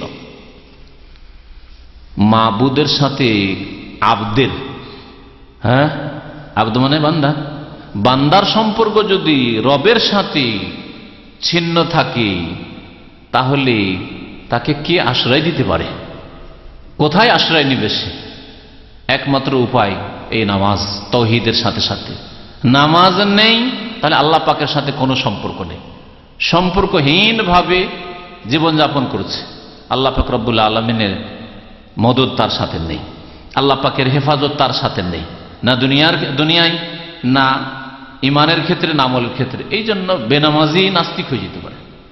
কখনো এটা হইতে পারে যে লোক 5 ওয়াক্ত নামাজ পড়ছে না, হঠাৎ নাস্তিক হয়ে গেল, দীর্ঘদিন বেনামাজি ছিল, আল্লাহর কোনো মদদ নেই, আল্লাহর হেফাজত নেই, তারপরে নাস্তিক হয়েছে। আকিমিস সালাহ, নামাজ কায়েম করবে। ও আমর বিল মারুফ, আর ভালো কাজের উপদেশ দেবে, নির্দেশ দেবে। ওয়ানহা আনিল মুনকার, আর অন্যায় কাজে বাধা দেবে। ওয়ানহা নিষেধ করবে, অন্যায় কাজ করতে নিষেধ করবে। এটা হচ্ছে শরীয়তের অত্যন্ত গুরুত্বপূর্ণ বিষয়, ভালো কাজের আদেশ দেওয়া আর মন্দ কাজে বাধা দেওয়া। অনেক উলামায়ে কেরামগণ ইসলামের 6টি পিলার বলেছেন। এটা নতুন কথা শুনেন। যেমন ঈমানের 6টি পিলার, ঈমানের 6টি স্তম্ভ, তাই না? আল ঈমান বিল্লাহ ওয়া মালাইকাতিহি ওয়া কুতুবিহি ওয়া রুসুলিহি ওয়াল ইয়াউমিল আখির ওয়াল কদরি খাইরিহি ওয়া শাররিহি। ঠিক আছে, ঈমানের 6টি স্তম্ভ হলো বিশ্বাস, এগুলি বিশ্বাসের বিষয়। আর ইসলামের 5টি খুঁটি কি? কালেমা তাইয়্যিবার শাহাদাত দেওয়া, লা ইলাহা ইল্লাল্লাহ শাহাদাত দেওয়া, মুহাম্মদ রাসূলুল্লাহ শাহাদাত দেওয়া। আর সালাত কায়েম করা, যাকাত প্রদান করা, রমজান মাসের সিয়াম আদায় করা, রোজা রাখা, বাইতুল্লাহর হজ করা। আর 6 নম্বর স্তম্ভ অনেক ওলামারা বলেছেন যে আমর বিল মারুফ ওয়া নাহিল মুনকার, ভালো কাজের আদেশ দেওয়া, অন্যায় কাজে বাধা দেওয়া, যার অপর নাম হচ্ছে আল্লাহর দ্বীনের দাওয়াত প্রচারের কাজ করা, যার তৃতীয় নাম হচ্ছে আল্লাহর রাস্তায় জিহাদ করা, মানে প্রচেষ্টা চালানো। যেমন যখন সুযোগ সুবিধা আসে তেমন প্রচেষ্টা চালানো আল্লাহর দ্বীন পৌঁছানোর জন্য, আল্লাহর বান্দা পর্যন্ত। বিভিন্ন নাম, কাজ কিন্তু একটি। ভালো কাজের আদেশ করলেন, ভালো কাজের প্রসার ঘটাচ্ছেন আপনি, আর অন্যায় কাজকে নির্মূল করছেন, এটাই জিহাদ। হ্যাঁ, দিন ইসলাম কোরআন হাদিসের দাওয়াত দিচ্ছেন, এটা হচ্ছে জিহাদ। এটা হচ্ছে আমর বিল মারুফ ওয়া নাহি আনিল মুনকার। কাজে কি? এই জন্য এর 3টি স্তর বলা হয়েছে। বল প্রয়োগ করা, বল প্রয়োগ করা বিশেষ ক্ষেত্রে রাষ্ট্রীয় ক্ষমতায় যারা আছে তারা বল প্রয়োগ করবে। আপনি আপনার বাড়িতে আপনার অধীনস্থদের উপর বল প্রয়োগ করবেন, আপনার আন্ডারে যারা কাজ করছে তাদের বল প্রয়োগ করবেন। এদের দ্বারা ডিউটি 12 ঘন্টা করিয়ে নিয়েছেন আপনি, 8 ঘন্টার জায়গায় 12 ঘন্টা ডিউটি করাইতে পারছেন, আর নামাজটা পড়তে পারছেন না, সেখানে বোবা শয়তান হয়ে বসে আছেন, জবাবদিহি করতে হবে কিয়ামতের দিনে। এই ক্ষেত্রে বল প্রয়োগ করতে হবে। কিন্তু গ্রামের লোকের বল প্রয়োগ করা আপনার কাজ নয়, সেটা আপনার স্ত্রীর উপর বল প্রয়োগ করা, আপনার ছেলে মেয়েদের বল প্রয়োগ করা আপনার কাজ, কিন্তু আপনার পাড়া প্রতিবেশীর লোকদের উপর বা তাদের অন্য লোকের ছেলে মেয়েদের উপর বল প্রয়োগ করা আপনার কাজ নেই। অত্যন্ত গুরুত্বপূর্ণ বিষয়। যে কোনো সমাজে যখন ভালো কাজের নির্দেশ আর অন্যায় কাজে বাধা দেওয়া, অথবা অপর ভাষায় দিন ইসলামের দাওয়াত প্রচার প্রসারের কাজ চলতে থাকবে, ততদিন পর্যন্ত সেই সমাজের মানুষ আল্লাহর আযাব গজব থেকে নিরাপদ থাকবে। আর যদি এই কাজ ছেড়ে দেয়, দিনের দাওয়াত দিচ্ছেন না, বাস নিজে ব্যক্তি জীবনে ভালো, তাহলে যে কোনো সময় আল্লাহ পাকের আযাব আসতে পারে। আর আজকে মুসলিম সমাজে আল্লাহ পাকের আযাবের, আল্লাহ পাকের গজব, বিভিন্ন রকম বিপদ আপদ বালা মুসিবতের কারণ হচ্ছে দিন ইসলামের দাওয়াত ছেড়ে দিয়ে কেউ ঘরে বসে গেছেন, কেউ নিজের দুনিয়া নিয়ে বসে আছেন, পেট নিয়ে, ব্যবসা নিয়ে, আর কেউ টার্গেট বানিয়েছেন যে অন্যরা কি গদিতে বসছে, আমরা কি করে গদিতে যাব। দিন ইসলামের দাওয়াত ছেড়ে দিয়েছে। দিন ইসলামে যদি দাওয়াত দিতেন আর এই গদির স্বপ্ন না দেখতেন, তাহলে এত জুলম বাড়ত না দেশে, এত জুলম বাড়ত না, আর এই জুলমের শিকারও হইতেন না, যে জুলমের জন্য হাই হাই হাই হাই করছে। আল্লাহ পাক রব্বুল আলামিন দিনের দিকে ফিরে আসার আল্লাহ পাক যেন তৌফিক দান করেন। ও আমর বিল মারুফ, ভালো কাজের নির্দেশ দাও, অন্যায় কাজে বাধা দাও। ওয়াসবির আলা মা আসাবাক, আর যা কিছু তোমার উপর এসে পড়ে তার উপর ধৈর্য ধারণ করো। যে বিপদ আপদ আসে তার উপর ধৈর্য ধারণ করো। তাহলে বোঝা গেল যে আল্লাহ জানছেন ভালো করে যে যখন ভালো কাজের কথা বলবেন, অন্যায় কাজে বাধা দেবেন, তখন বিপদ আপদ আসতে পারে, গাল খেতে হইতে পারে, হ্যাঁ, মার খেতে হইতে পারে, ধন সম্পদের ক্ষতি হইতে পারে, হ্যাঁ, বিভিন্ন রকমের ক্ষয়ক্ষতি হতে পারে। আল্লাহ বলছেন ওয়াসবির, ধৈর্য ধারণ করো, আলা ওই সব বালা মুসিবত বিপদ আপদের উপর, মা আসাবাক, যা তোমার উপর আপতিত হয়, ধৈর্য ধারণ করতে হবে। ইমাম আহমদ বিন হাম্বল ধৈর্য ধারণ করেন নাই, কারণ ইমাম আবু হানিফা রাহমাতুল্লাহ আলাইহি জেলে যাননি, ধৈর্য ধারণ করেননি, ধৈর্য ধারণ করেছেন না। তাদের ভক্ত কম ছিল? হ্যাঁ, আজকালকার লোকদের আমাদের চাইতে যারা সিনিয়র, আমাদের চাইতে যারা জুনিয়র, যারা দিন ইসলামের কাজ করছি, যেসব লোকদের অনুসারীরা আছে, ভক্তরা আছে, তাদের চাইতে অনেক অনেক গুণে বেশি ইমাম আবু হানিফা আর ইমাম আহমদ তাদের ভক্তদের সংখ্যা ছিল। তারা কি রাস্তাঘাটে বেরিয়েছিলেন? হ্যাঁ, ভাঙচুর করব, ইনকালাব জিন্দাবাদ করব, ক্ষয়ক্ষতি করব, হ্যাঁ, মারপিট করব, সরকারের লোককে মারবো, এগুলো করেছেন নাকি? বলেন, করলে ইমাম হানিফার জীবনীতে দেখান কেউ? ইমাম শাফিঈ, ইমাম আহমদ বিন হাম্বলের জীবনীতে দেখান আজকাল যে জুলম অত্যাচার হচ্ছে তার চেয়ে অনেক বেশি জুলম হয়েছে ইমাম আহমদ বিন হাম্বলের উপর।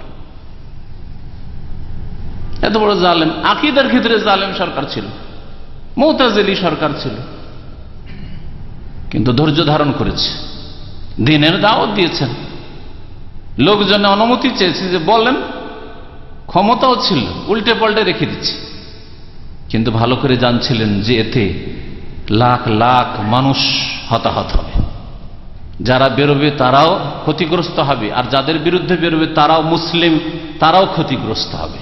সেই জন্য কোনো সময় অনুমতি দেননি। তাই বলবেন যে ইমাম আহমদ বিন হাম্বল ভুল করেছেন? না, আজকালকার আলেম সমাজের সমান বুঝতেন না, তারা বুঝতেন না, বুঝতেন না, এমনি চার ইমামের এক ইমাম। আল্লাহ পাক রব্বুল আলামিন যেন বুঝার তৌফিক দান করেন। জালেমদেরকে আল্লাহ পাক জুলুম থেকে বিরত থাকার তৌফিক দান করেন, মজলুমদেরকে আল্লাহ পাক ধৈর্য ধরার তৌফিক দান করেন, আর কোরআন সুন্নাহর পথে ফিরে আসার তৌফিক দান করেন, দাওয়াত ইসলামের দাওয়াত দেওয়ার তৌফিক দান করেন, সৎ কাজের আদেশ দেওয়ার, অন্যায় কাজে বাধা দেওয়ার আল্লাহ পাক তৌফিক দান করেন। এমনটা না হয় যে আপনাদেরকে যখন পাঠিয়ে দেওয়া হলো তো ওই কাজগুলি আপনারাও করলেন, পার্থক্যটা কোথায় থাকলো? যেই কাজগুলি অন্যরা করছে সেই কাজগুলি আপনাদেরকেও যখন পাঠিয়ে দিলাম যে আপনারা ভালো মানুষ, তোলো মানুষ, আপনারা ওই কাজগুলি করলেন, তো পার্থক্য কোথায় থাকলো? আল্লাহ পাক রব্বুল আলামিন বলছে ইন্না যালিকা মিন আজমিল উমুর, বিপদ আপদে ধৈর্য ধারণ করা হচ্ছে নিশ্চয়ই, ইন্না যা নিশ্চয়ই, এই বিষয়টি যালিকা মানে বিপদ আপদের উপর ধৈর্য ধারণ করা, এটা যেমন তেমন ব্যাপার নয়। মিন আজমিল উমুর, দৃঢ় প্রতিজ্ঞতার প্রমাণ, দৃঢ় প্রতিজ্ঞ হয়ে জীবন যাপনের অন্তর্ভুক্ত। মিন আজমিল উমুর, আমর মানে হচ্ছে কাজ, আর আজ মানে হচ্ছে দৃঢ় প্রতিজ্ঞ। যারা দিন ইসলামের উপর, তৌহিদের উপর দৃঢ় প্রতিজ্ঞ তাদের কাজ এটা।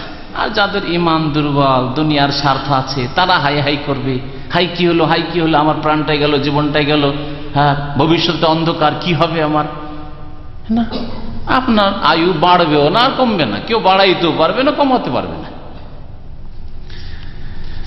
আল্লাহ পাক রব্বুল আলামিন তারপরে লোকমান হাকিমের আরেকটি উপদেশ উল্লেখ করেছেন, ওয়ালা তুসাইর খাদ্দাকালিন নাস, ছেলেকে তিনি এই উপদেশ দিয়েছিলেন যে হে প্রিয় বৎস, ওয়ালা তুসাইর খাদ্দাকালিন নাস, তুমি তোমার মুখটা ভেঙচিয়ে কথা বলিও না মানুষের সাথে।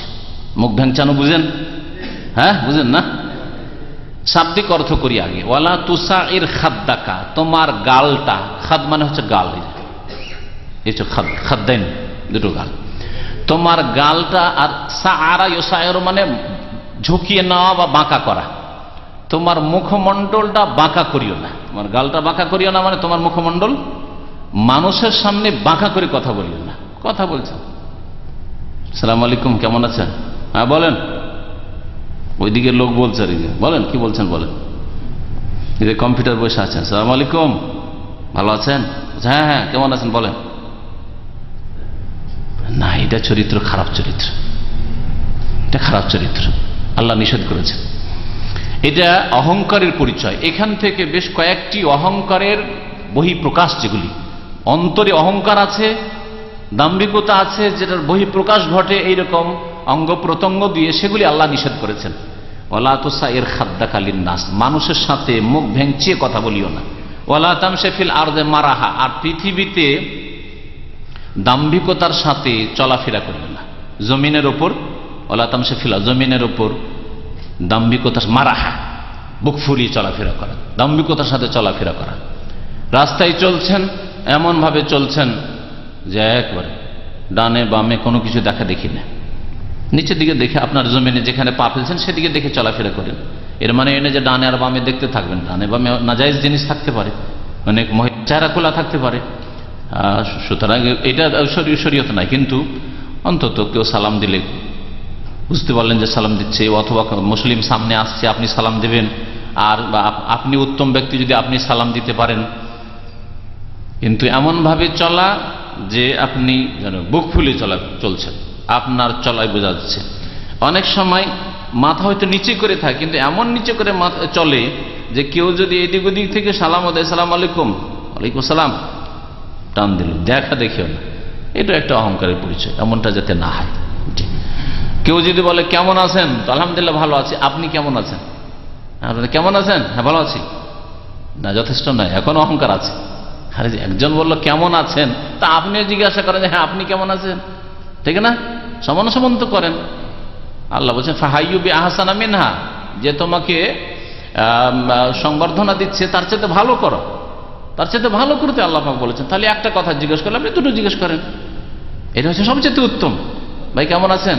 হ্যাঁ আলহামদুলিল্লাহ ভালো আছে, আপনি কেমন আছেন? ছেলে মেয়ে কেমন আছে? এই যে ছেলে মেয়ে কেমন আছে বললেন, অতিরিক্ত হইল। ফাহাইয়ু বি আহসানা মিনহা, আউরুদ্দ, কমপক্ষে সমান সমান করো। শুধু সালামের ক্ষেত্রে নয়, কথাবার্তার ক্ষেত্রে এটা প্রযোজ্য। এই আয়াতের উপর আমল করা উচিত। আল্লাহ পাক বলছে ইন্নাল্লাহা লা ইউহিব্বু কুল্লা মুখতালিন ফখুর, নিশ্চয় আল্লাহ পাক ভালোবাসেন না, যাকে ভালোবাসেন আল্লাহ পাক কখনো তৌফিক দেন না, সর্বনাশ করেন। নিশ্চয় আল্লাহ পাক ভালোবাসেন না প্রত্যেক অহংকারী আর দাম্ভিককে। মুখতাল দাম্ভিক, ফখুর যে যার অন্তরে গৌরব রয়েছে, ফখুর মোবালেগার সেগা, ফাউলের ওজনে ফখর, গৌরবকে বলা হয় আরবি ভাষায়, ওখান থেকে ফখুর। ওয়াকসিদ ফি মাশিয়েক, আর হে ছেলে তুমি তোমার চলায় মধ্যপন্থা অবলম্বন করবে। মধ্যপন্থায় চলা এটা হচ্ছে নমনীয়তার পরিচয়, বিনয়ী হওয়ার পরিচয়। পক্ষান্তরে খুব জোরে চলা দাপটের সাথে, এটা অহংকারের পরিচয়। আর একেবারে রুগীর মতো চলাফেরা করা, অচল মনে হচ্ছে রুগী, অথচ আপনি রুগী না, এটাও পছন্দনীয় না। এই জন্য আল্লাহ পাক লোকমান হাকিমের উপদেশে উল্লেখ করেছেন যে মধ্যম পন্থা অবলম্বন করো চলায়। ওয়াগদুদ মিন সৌতিক, আর তোমার আওয়াজকে কি করো? নিচু করো। গাদ্দা ইয়াগুদ্দু মানে নিচু করা। ওয়াগদুদ কুল্লিল মুমিন ইয়াগুদ্দু মিন আবসারিহিম, মুমিন পুরুষদেরকে বলে দাও তারা যেন দৃষ্টিকে নিচু রাখে, হ্যাঁ নত রাখে, নিচু রাখে। ওয়াগদুদ মিন সৌতিক, তোমার আওয়াজকে নিচু করবে। তাহলে হইচই করে কথা বলা, কথা বললেই একেবারে চিৎকার সাউন্ড উপরে উঠে গেল, এর চরিত্র ভালো না। অনেক ভাইদের আছে, আমাদের ছাত্র ভাইদের মধ্যে দেখা যায়, একটু যদি দুইজন হয় কথা বলতে, ওর কথাটা ওর উপরে চড়ে থাকবে। না এরকম কেন? আস্তে কথা বলেন, একটাই কথা, আপনি তার ভুল ধরছেন, তারপর যদি আস্তে করে কথা বলেন তাহলে কবুল করবে। সুন্দর কথা বলছেন, ইতিবাচক কথা বলছেন, ভুলও ধরছেন না, কিন্তু আওয়াজ উঁচা করে শুনবেন আপনার কথা, মানবে না, তাকেও শয়তান ধরে নেবে, অহংকার তার মধ্যে ঢুকে যাবে। তুই আমাকে দাপট দেখে কথা বলবি, হ্যাঁ শুনবে না। ওয়াগদুদ মিন সৌতিক, আস্তে কথা বলা, আওয়াজ নিচু করা, এটা হচ্ছে বিনয়ী হওয়ার, তাওয়াজুর পরিচয়। পক্ষান্তরে অহংকারী পরিচয় হচ্ছে জোরে কথা বলা, চিৎকার করে হইচই করে কথা বলা, যেন মনে হচ্ছে আওয়াজ দিয়েও মানিয়ে নেবে, না এটা খারাপ চরিত্র। আওয়াজ উঁচা করা যদি ভালো হইতো তাহলে সবচেয়ে ভালো ভয়েস হতো গাধার আওয়াজ। আল্লাহ বলছেন সব থেকে গাধার আওয়াজ সবচেয়ে খারাপ। ইন্না আনকারাল আসওয়াতি লাসাউতুল হামির, নিশ্চয় আওয়াজের মধ্যে, হ্যাঁ আওয়াজের মধ্যে সবচাইতে শ্রুতি কটু। আনকারুল আসওয়াত, শ্রুতি কটু, শুনতে খারাপ লাগে। কোন আওয়াজ? লাসাউতুল হামির, সেটা হচ্ছে গাধার আওয়াজ। হেমারের বহুবচন হচ্ছে হামির। গাধার আওয়াজ সবচাইতে শ্রুতিকটু। তাহলে তোমার আওয়াজ উঁচা করা যদি ভালো কাজ হইতো তাহলে গাধার আওয়াজও ভালো, কিন্তু মানুষকে প্রাকৃতিক ভাবে ইসলাম থেকে দূরে সরে যদি একজন মানুষকে বলেন যে কোন পশুর আওয়াজ সবচাইতে খারাপ লাগে শুনতে, বলছে গাধার আওয়াজটা খুব বিশ্রী লাগে, বলবে না? এটা হিন্দুও বলবে, ইহুদি খ্রিস্টান বলবে গাধার আওয়াজ শুনতে খুব বিশ্রী লাগে। ইন্না আনকারাল আসওয়াতি লাসাউতুল হামির। তাহলে আওয়াজ উঁচু করাটাই ভালো কাজ নয়। এখন চিন্তা করেন তো যে লোকমান হাকিমের উপদেশগুলি কত সুন্দর। দ্বীন ইসলামের একটা দিক হচ্ছে আকীদার দিক, ঠিক আছে? আকীদা মানে তাওহীদের আকীদা, তাওহীদের বিষয়, শিরক মুক্ত হও আর তাওহীদ প্রতিষ্ঠা করো, হ্যাঁ এটা হচ্ছে প্রথম উপদেশ। দ্বিতীয় দিক মানুষের সংশোধনের জন্য, সেটাও ইমানের বিষয়, সেটা হচ্ছে পরকাল সম্পর্কে চিন্তাশীল হও।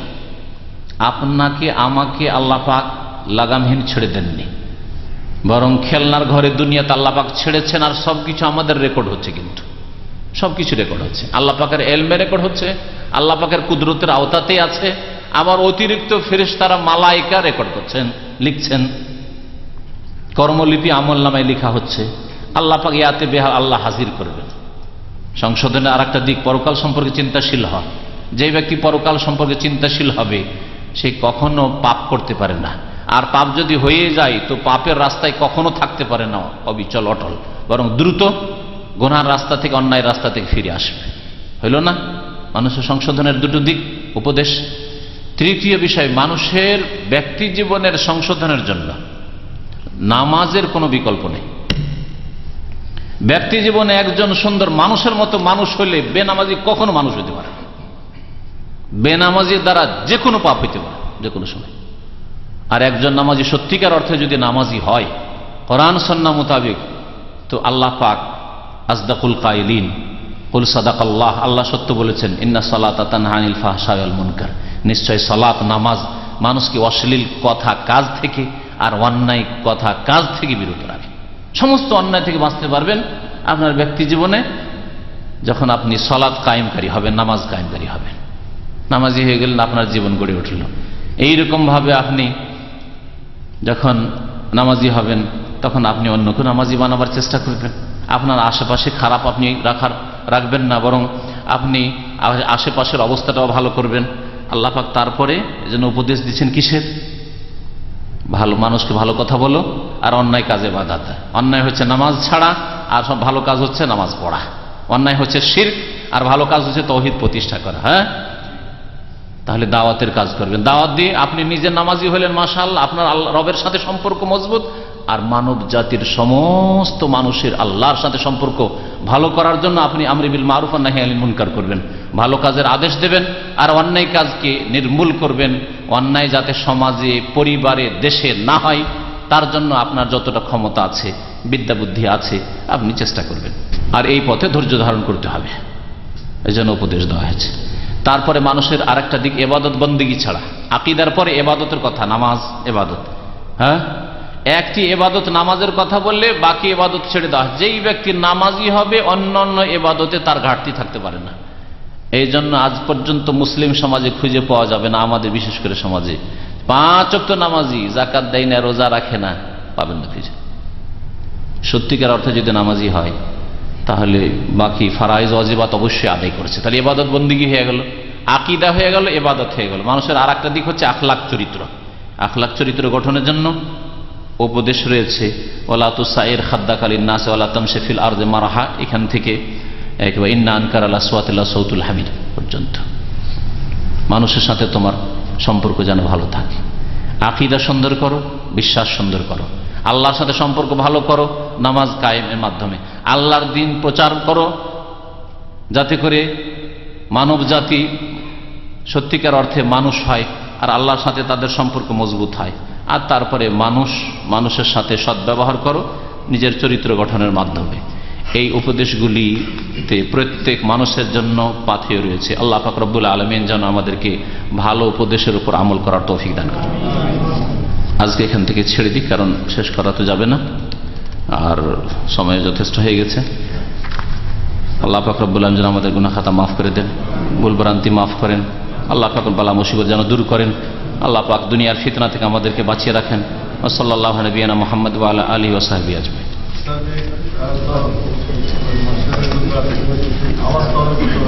হ্যাঁ,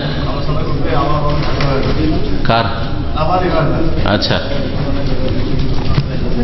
না, বক্তব্য করতে গিয়ে আওয়াজ উঁচা হওয়া এটা আলাদা বিষয়। নবী সাল্লাল্লাহু আলাইহি ওয়াসাল্লাম যখন বক্তব্য করতেন তো আওয়াজ উঁচা হইতো, কান্না মুনজিরু জাইশ, যেন তিনি সেনাবাহিনীকে সতর্ক করছেন। হ্যাঁ, তো সেই ক্ষেত্রে কোনো দোষ নেই, তবে আওয়াজ আপ ডাউন হইতে হবে, একই রকম একেবারে মানে হাই স্পিডে নয়। হ্যাঁ, আপ ডাউন হইতে হবে। কখনো বুঝাচ্ছেন ঠান্ডা করে, কখনো একটু জোরে বলছেন, যেখানে জান্নাত জাহান্নামের কথা, আযাব শাস্তির কথা, সতর্ক করার কথা, তখন একটু জোরে বলছেন, আলাদা কথা।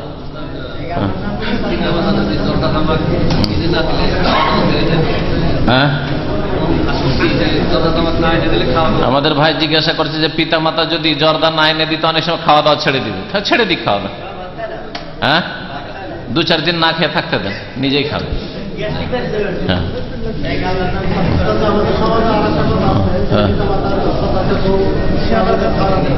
হ্যাঁ, পিতামাতার কথাতে ছেড়ে দেওয়া যাবে যদি পিতামাতা ইব্রাহিম আলাইহিস সালামের চরিত্রের মতো হয়। কি বুঝলেন? আপনার পিতামাতা যদি পরেজগার মানুষ হয়, আল্লাহ ভীরু, পরকাল সম্পর্কে সত্যিকার অর্থে চিন্তাশীল, ইব্রাহিম আলাইহিস সালামের চরিত্র যদি তার মধ্যে থাকে, তো ইব্রাহিম আলাইহিস সালামের কথা শুনে ইসমাইল তালাক দিয়েছিলেন, আপনিও আপনার বাপ মায়ের কথা শুনে তালাক দেবেন। কিন্তু আপনার বাপ মা যদি দুনিয়ার স্বার্থ রাখে, আল্লাহর ভয় কম থাকে, দিন সম্পর্কে অত পরোয়া নেই, আর অধিকাংশ লোকের বাপ মা এরকম। সুতরাং আজকালকার বাপ মা আদর্শ নয় এই ক্ষেত্রে, বিশেষ করে আমাদের সমাজে বাপ মায়ের কথা শুনে সহজে স্ত্রীকে তালাক দেওয়া যাবে না যতক্ষণ পর্যন্ত কোনো এমন শরীয়ত বিরোধী কাজ বা কথা স্ত্রীর মধ্যে না পাবেন। জি হ্যাঁ, তো বলবেন ওই বাপ মাকে যে তুমি ইব্রাহিম হও, ইব্রাহিমের মতো হও, তখন তালাক দেবো তোমার কথা। জি হ্যাঁ, কি বলে? আল্লাহর নামের মধ্যে সাত্তার না জয়ীফ, সাত্তার আল্লাহর নাম ঠিক নাই। আব্দুস সাত্তার, আল্লাহর নাম সাত্তার নেই।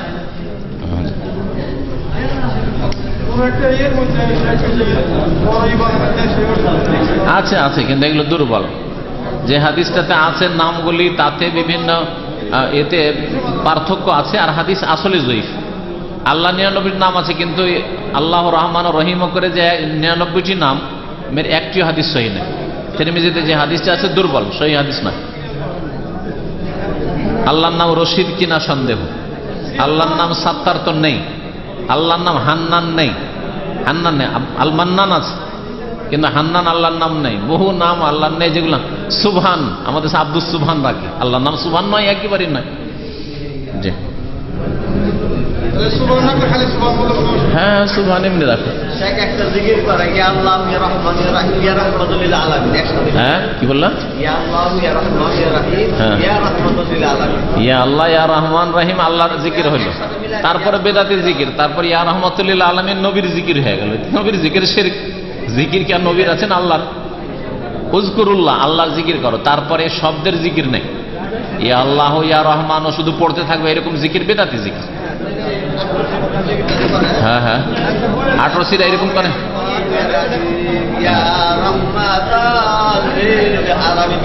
শিরক শিরক, আটরসি এরা শিরক বেরোলেবেন, শিরক করে।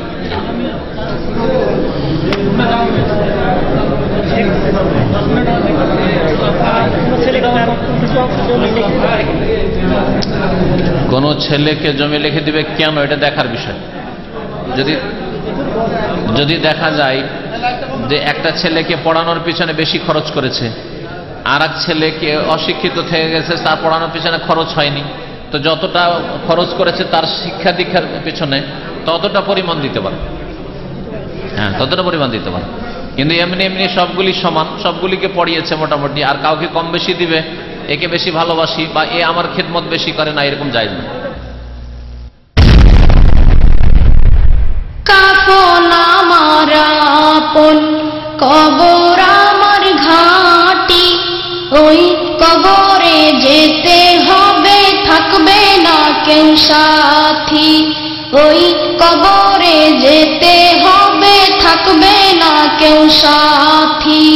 কাফন আমার আপন, কবর আমার ঘাঁটি, ওই কবরে যেতে হবে, থাকবে না কেউ সাথী। ওই কবরে যেতে হবে, থাকবে না কেউ সাথী।